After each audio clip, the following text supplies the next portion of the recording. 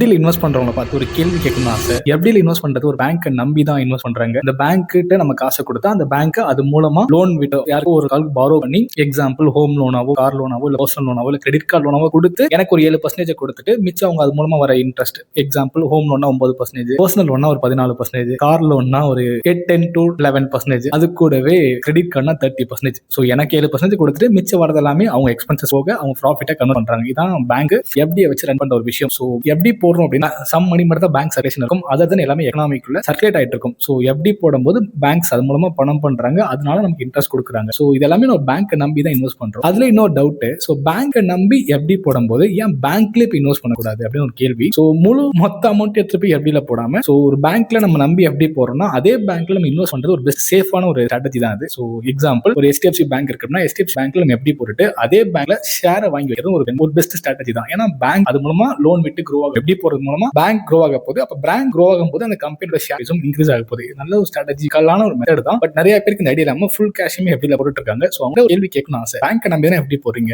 அதே பேங்க்ல இன்வெஸ்ட் பண்ணா என்ன அப்படின்னு கேட்க ஒரு ஆசையா இருக்கு. ஸோ இதுக்கு உங்களோட கருத்தை கமெண்ட் தெரியப்படுத்தலாம். ஸோ எப்பயும் சொல்ற மாதிரி இன்னும் ரொம்ப ஈஸி நம்ப புரிஞ்சு பண்ணும்போது